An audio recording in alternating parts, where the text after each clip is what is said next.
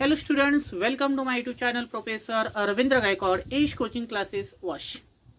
आपण कालच्या लेक्चरमध्ये बॉन्ड एन्थाल्पीवरचे काही प्रॉब्लेम्स घेतले होते, पण त्याच्या अगोदर मी तुम्हाला बिग अनाउन्समेंट सांगणार आहे ओल्ड स्टुडंटसाठी आणि नवीन विद्यार्थी जे आहेत आपल्या ग्रुप्समध्ये त्यांच्यासाठी देखील, की कालच आपली महाराष्ट्र CET जी आहे त्याची डेट रिलीज झालेली आहे, डेट डिक्लेअर झालेली आहे की 8 जून 2021 ते 7 जुलै 2021 या दरम्यान तुम्हाला तो फॉर्म फिलअप करता येईल, ॲप्लिकेशन फॉर्म.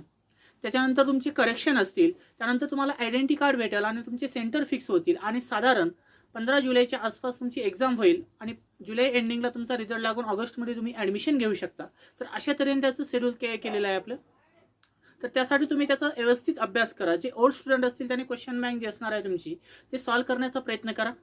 टेक्स्टबुक रेफर करा. सुरुवातीला तुम्ही महाराष्ट्र स्टेट बोर्डाचे टेक्स्टबुक रेफर करा, नंतर NCERT लेवलचे टेक्स्टबुक रेफर करा आणि नंतर तुमचे क्वेश्चनचे जे बुक्स आहेत ते रेफर करा आणि त्याच्या काय करा, तुम्ही अभ्यासाला सुरुवात करा. त्यामध्ये 40% सिलेबस हा तुमचा 11वीचा असतो आणि 60% सिलेबस हा 12वीचा असतो. 12वीमध्ये ओव्हरऑल जेवढे टॉपिक्स आहेत त्याच्यावर क्वेश्चन असतात, पण 11वीचे काही सिलेक्टिव्ह असे टॉपिक्स असतात की त्याच्यावर तुमचा 40% जो सिलेबस आहे तो त्याच्यावर डिपेंड असतो. मग यासाठी तुम्हाला केमिकल थर्मोडायनेमिक्स जो आपण टॉपिक शिकत होतो तर त्या टॉपिकमधला आज महत्त्वाचा पॉईंट्स आहे जो की कॉम्पिटेटिव्ह एक्झाममध्ये विचारला जातो आणि बोर्डामध्ये देखील विचारला जातो. एक तर प्रॉब्लेम विचारतात किंवा त्याची स्टेट आणि एक्सप्लेन हेसेस लॉ अशा प्रकारचे क्वेश्चन असतो. पण आपला आज महत्त्वाचा पॉईंट्स आहे केमिकल थर्मोडायनेमिक्समधला Hess law of constant heat summation. Hess law of constant heat summation एकदम VIP पॉइंट्स आहे पा. Hess law of constant heat summation. मला कमेंटमध्ये सांगा बरं, दिसतं का स्क्रीनवरचं? दिसतं ना सर्वांना? Hess law of constant heat summation. ही हीटची आपल्याला समेशन करायची म्हणजे बेरीज करायची. हेस हे एका सायंटिस्टचं नाव आहे आणि त्याच्या आधारे आपल्याला याच्यामध्ये एक 2 मार्काचा जो क्वेश्चन आहे तो सॉल्व्ह करायचा पा. एकदम महत्त्वाचा आहे Hess law of constant heat summation. त्याच्यामध्ये या सायंटिस्टने हीट लॉवरती स्टडी केलेला आहे. तुमची जी एन्थाल्पी असणार आहे त्याच्यावर स्टडी केलेलं आहे आणि त्याच्या आधारे एक स्टेटमेंट तयार केले आहे पा. सुरुवातीला आपण त्याची स्टेटमेंट पाहू की what is means by Hess law. Hess law कशाला म्हणायचं तर काय सांगतं Hess law? Total amount of heat is absorbed or evolved. Total amount of heat is absorbed or evolved in a कशामध्ये? In a chemical reaction. In a chemical reaction is same. ही काय असणार आहे? Same असणार आहे. Its total amount of heat is absorbed or evolved in a chemical reaction is same whether, पण केव्हा? Whether a reaction takes place in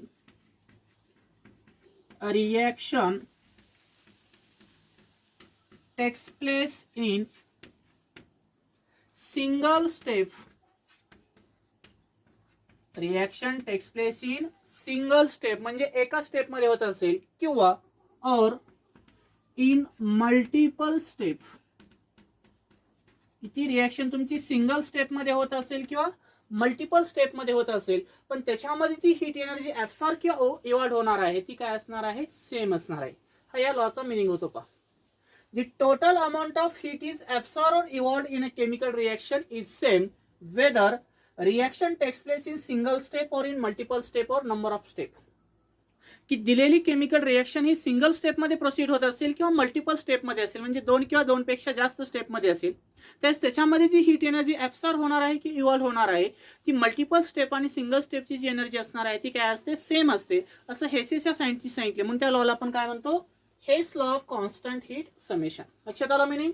जर आपल्याला general भाषेमध्ये जर ही स्टेटमेंट सांगायचं म्हटलं तर समजा आपल्याला 2 वेज आहे. एका विलेजमध्ये आपल्याला एंट्री करायची.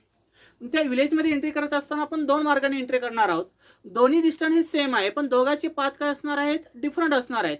मग दोघांचे पाथ जर डिफरंट असले तर आपला इनिशियल पॉईंट काय असणार आहे, ए टू बीच असणार आहे. म्हणजे एन्थाल्पी स्टेट फंक्शन आपल्याला माहीत झालेलं आहे. त्याच प्रमाणची कंडिशन आहे की तुमची रिॲक्शन ही सिंगल स्टेपमध्ये होत असेल तरी तेवढीच एनर्जी लागणार आहे, आणि ती रिॲक्शन मल्टिपल स्टेपमध्ये जर झाली तर त्याला एनर्जी काय लागणार आहे, सेम लागणार आहे. Means total amount of heat is absorbed or evolved in a chemical reaction is same whether reaction takes place in single step or multiple step. तर आता याचं एक्सप्लेनेशन जर आपल्याला पाहिलं तर आपल्याला जनरल भाषेमध्ये याचं एक्सप्लेनेशन सुरुवातीला दाखवतो पहा. याचं एक्सप्लेनेशन कसं करता येतं पहा. समजा कन्सिडर करा तुमच्याकडे केमिकल रिॲक्शन आहे. काय आहे तुमच्याकडे, केमिकल रिॲक्शन आहे. आपण सिंगल स्टेपसाठी कन्सिडर करू. Means reaction taking place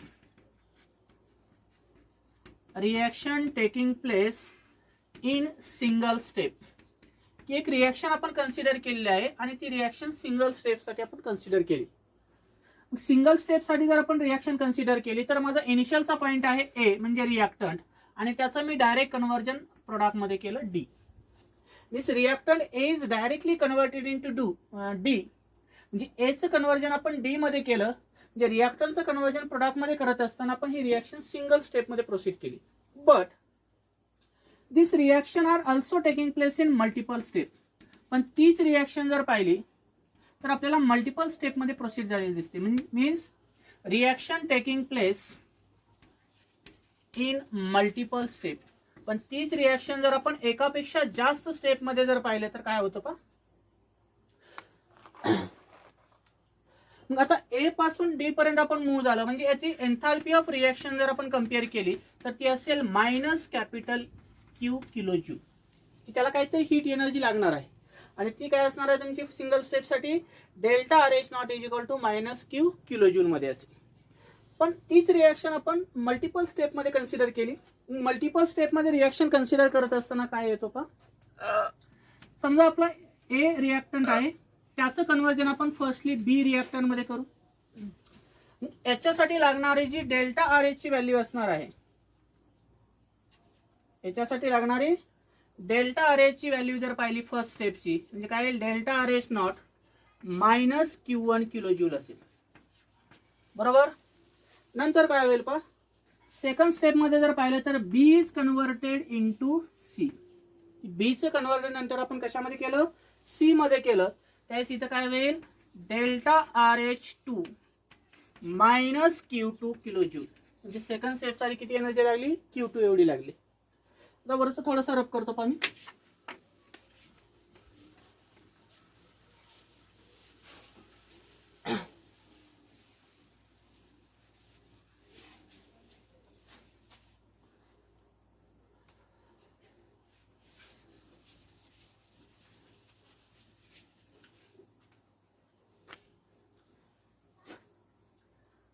explanation repeat दाखवतो एकदा येतं पहा. एक्सप्लेनेशन म्हणजे तुम्हाला व्यवस्थित लक्षात येईल नेमकं काय होतं याच्यामध्ये. काय केलं आपण, फर्स्ट स्टेपमध्ये एक केमिकल रिॲक्शन कन्सिडर केलेलं आहे. And this reaction taking place in single step. किती रिॲक्शन आपण सिंगल स्टेपमध्ये कन्सिडर केली. समजा माझ्याकडे रिॲक्टंट होता ए, त्याचं कन्व्हर्जन मी डी मध्ये केलं. त्यासाठी लागणारी जी एनर्जी असणार आहे डेल्टा आर एच ती किती लागली, मायनस क्यू किलो जूल एवढी लागली. म्हणजे सिंगल स्टेपमध्ये मी एचं कन्व्हर्जन डायरेक्ट डी मध्ये केलं, त्यास किती एनर्जी लागली, मायनस क्यू एवढी लागली, कॅपिटल क्यू. नेक्स्ट स्टेपला काय होतं पहा, this reaction are taking place in multiple step. पण तीच रिॲक्शन जर आपण एकापेक्षा जास्त स्टेपमध्ये केली, this reaction taking place in multiple step, की मल्टिपल स्टेपमध्ये जर आपण ही रिॲक्शन प्रोसीड केली तर काय होतं पहा. आता मल्टिपल स्टेपमध्ये आहेत म्हणजे काय होतं पहा, A is converted into B. बरोबर. नंतर दुसरं काय होईल, B is converted into C. आणि तिसरी कंडिशन काय होईल, C is converted into D. तर अशा मल्टिपल फॉर्ममध्ये आपण ती रिॲक्शन करू शकतो. मग फर्स्ट स्टेपमध्ये काय केलं, मल्टिपल स्टेपमधली फर्स्ट स्टेप जी आहे तिथं एचं कन्व्हर्जन आपण बी मध्ये केलं. म्हणजे याच्यासाठी लागणारी जी स्टँडर्ड एन्थाल्पी ऑफ रिॲक्शन असेल फर्स्ट स्टेपसाठी ती असेल minus Q one kilo joule मध्ये. नंतर सेकंड स्टेपमध्ये बीचं कन्व्हर्जन आपण सी मध्ये केलं, म्हणजे याच्यासाठी लागणारी जी स्टँडर्ड एन्थाल्पीची व्हॅल्यू असेल ती किती असेल -Q2 किलो जूल. नंतर थर्ड स्टेपमध्ये आपण सीचं कन्व्हर्जन डायरेक्ट डी मध्ये केलं, याच्यासाठी लागणारी एन्थाल्पी काय असेल ΔRS3 -Q3. म्हणजे मल्टिपल स्टेपमध्ये आपण ही 3 स्टेपमध्ये रिॲक्शन प्रोसीड केली. एचं कन्व्हर्जन बी मध्ये केले त्यावेळेस एन्थाल्पी Q1 लागली, बीचं कन्व्हर्जन सी मध्ये केलं त्यावेळेस एन्थाल्पी -Q2 लागली, आणि सीचं कन्व्हर्जन आपण डी मध्ये केलं त्यावेळेस एन्थाल्पी किती लागली तुम्हाला -Q3. मग अकॉर्डिंग टू हेसेस लॉ नुसार जर आपण पाहिलं, अकॉर्डिंग टू हेसेस लॉ काय सांगतो सांगा, the total amount of heat absorbed or evolved in a chemical reaction is same whether reaction or takes place in single step or multiple step are called as Hess law of constant heat summation.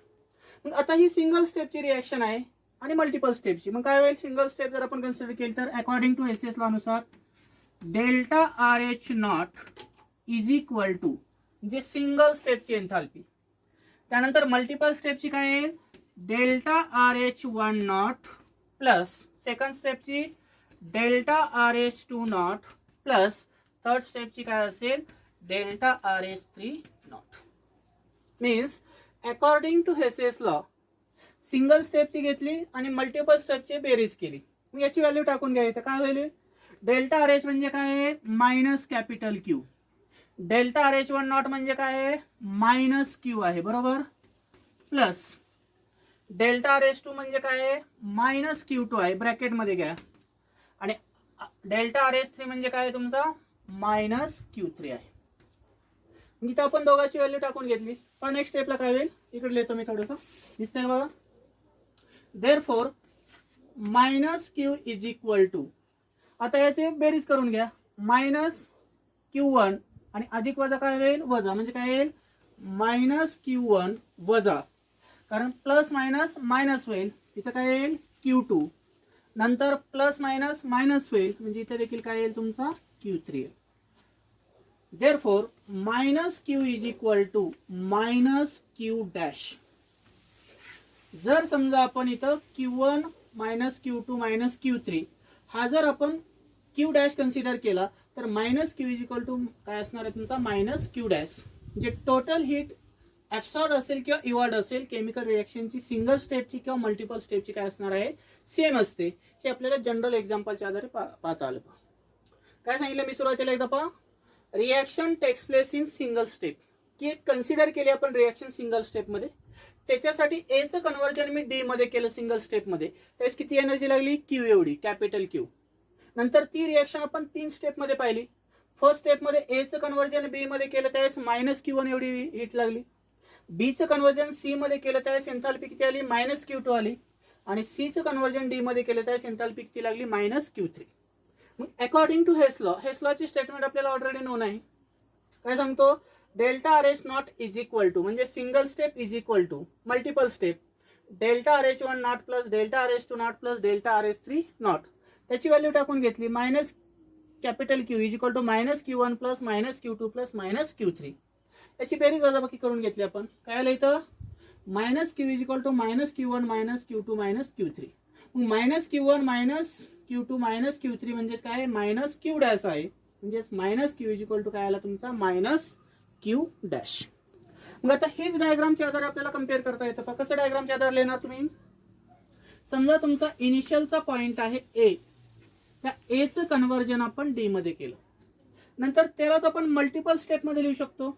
A is converted into B and B is converted into C and C is further converted into D. आता इथं पहा, A चं conversion D मध्ये केलं म्हणजे हा झाला तुमचा पाथ फर्स्ट म्हणजे सिंगल स्टेप बरोबर. पण इकडे काय केलं मी व्हाईट याने दाखवलेलं आहे पहा, A is converted into B, B is converted into C and C is converted into D. हा जो पोर्शन आहे हा झाला तुमचा पाथ सेकंड. हा काय आहे तुमचा पाथ सेकंड, म्हणजे इथं पाथ फर्स्ट आहे, इथं पाथ सेकंड आहे. म्हणजे तुमचा इनिशियलचा पॉईंट काय होता ए, इथं डी मध्ये गेलं, आणि मल्टिपल स्टेपमध्ये ए पासून आपण कुठं आलो डी मध्ये, म्हणजे आपला इनिशियल आणि फायनल पॉईंट याच्यामध्ये काय आहे सेम आहे. एन्थाल्पीचं काय आहे फंक्शन, की एन्थाल्पी एक स्टेट फंक्शन आहे, कारण ती इनिशियल आणि फायनल स्टेटवर डिपेंड असते. मग याच्यामध्ये आपण हीट कम्पेअर करतो, म्हणजे हे एक स्टेट फंक्शन आहे. हे आपल्याला डायग्रामच्या आधारे लक्षात येतं की सिंगल स्टेपमध्ये पाथ फर्स्ट दाखवला आणि मल्टिपल स्टेपमध्ये आपण पाथ काय दाखवला, सेकंड. मग आपल्याकडे किती का पाथ असणार, पण त्याचा इनिशियल आणि फायनल पॉईंट काय होता, ए इज कन्व्हर्टेड इनटू डी. तर हे झालं तुमचा डिस्क्रिप्टिव्ह पार्ट. याच्यावरचे आपण एक्झाम्पल घेणार आहोत आता.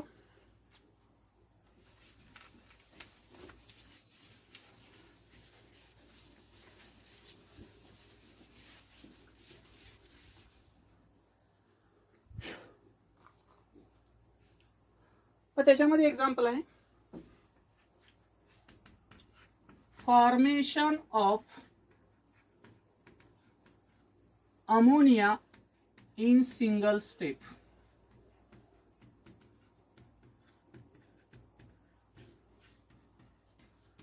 Formation of ammonia in single step, की आपल्याला सिंगल स्टेपमध्ये काय काय करायचं आहे, अमोनिया तयार करायचा. मग कसं लिहिणार पहा, 3 equivalent of hydrogen in gaseous state plus nitrogen in gaseous state two gives 2 equivalent of ammonia in gaseous state. याच्यासाठी लागणार जी स्टँडर्ड एन्थाल्पी ऑफ रिॲक्शन असणार आहे ती तुम्हाला काहीतरी दिलेली असते, ती तुम्हाला लर्न करायची असते. मग ती दिलेली आहे समजा तुम्हाला -92.2 किलो जूल. म्हणजे सिंगल स्टेपमध्ये काय केलं आपण, हायड्रोजन गॅस आणि नायट्रोजन गॅसचा यूज केला. 3 इक्विव्हॅलंट मध्ये हायड्रोजन आणि 1 इक्विव्हॅलंट मध्ये नायट्रोजन गॅस घेतला, त्याच्यापासून 2 इक्विव्हॅलंट मध्ये अमोनिया फॉर्म केला आणि त्याच्यासाठी लागणारी जी एन्थाल्पी आहे ती -92.2 किलो जूल आहे सिंगल स्टेपची. आता नेक्स्ट स्टेप मध्ये काय होईल पहा, formation of ammonia. Formation of ammonia in multiple step. Formation of ammonia in multiple step, की आपण तीच अमोनियाची रिॲक्शन जर मल्टिपल स्टेपमध्ये जर पाहिलं तर काय होतं पहा.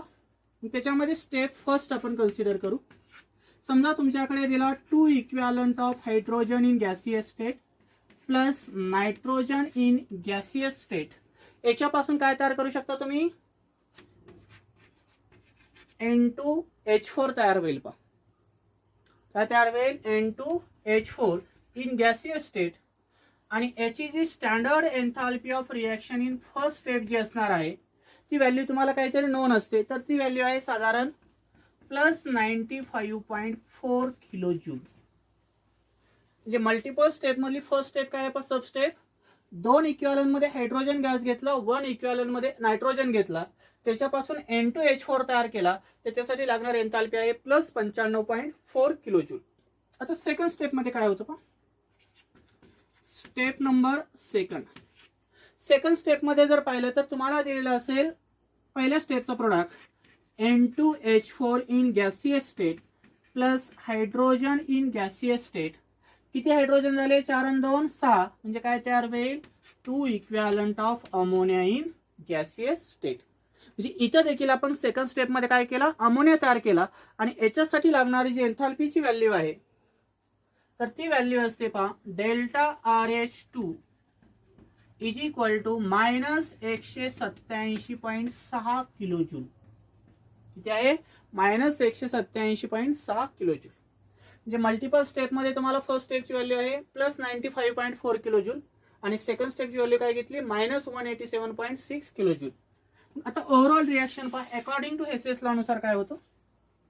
अकॉर्डिंग टू हेसेस लॉ नुसार जर आपण कम्पेअर केलं तर काय होईल, इथं ΔRH is equal to ΔRH1 plus ΔRH2 not.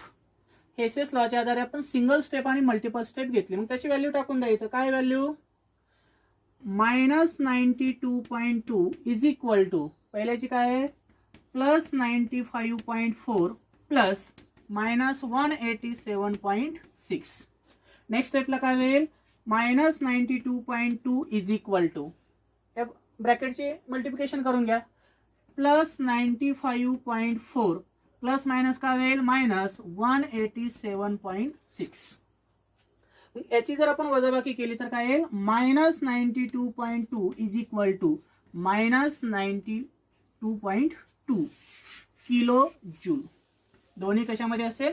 Kilo जूलमध्ये असेल, कारण इथं मोठ्या संख्येचं चिन्ह आहे म्हणून आपण इथं मायनस घेतलं. म्हणजे total heat absorbed or evolved in a chemical reaction is same whether this reaction are taking place in single step or this reaction are taking place in multiple step. की सिंगल स्टेपला जेवढी heat energy लागली तेवढीच multiple स्टेपला आहे, हे हेसेसला इथं prove करून दाखवतो. याचा स्क्रीनशॉट काढून द्या.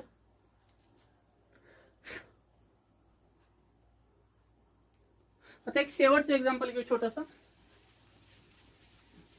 Formation of carbon dioxide gas. काय तयार करायचं आपल्याला? कार्बन डायऑक्साइड गॅस तयार करायचं. Example number 2. Formation of carbon dioxide gas in a single step. की कार्बन डायऑक्साइड गॅस आपल्याला सिंगल स्टेप मध्ये तयार करायचं. कोण सांगते सिंगल स्टेप मध्ये कार्बन डायऑक्साइड तुम्ही कसं तयार केलं? 10वी-11वी मध्ये सांगता येईल कोणाला? नाही. तर काय करणार इथं? Carbon in solid state plus O2 in gaseous state two gives. काय तयार होतं? Direct CO2 in gaseous state. आणि त्याच्यासाठी लागणार जी स्टँडर्ड एन्थाल्पीची व्हॅल्यू आहे ती असते -394 किलो जूल. किती असते? -394 किलो जूल.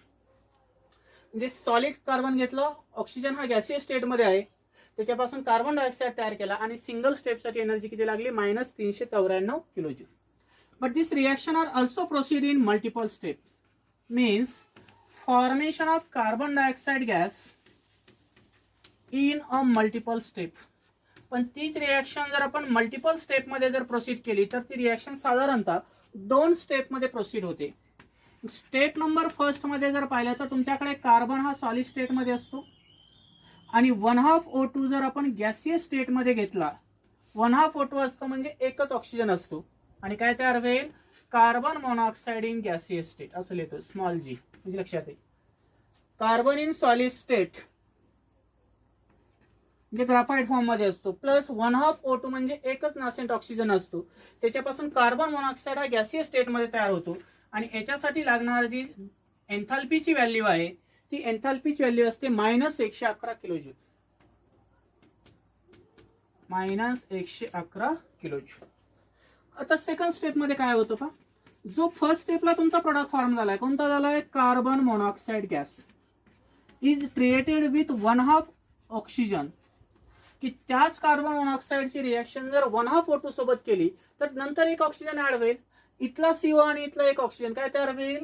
CO2 gas.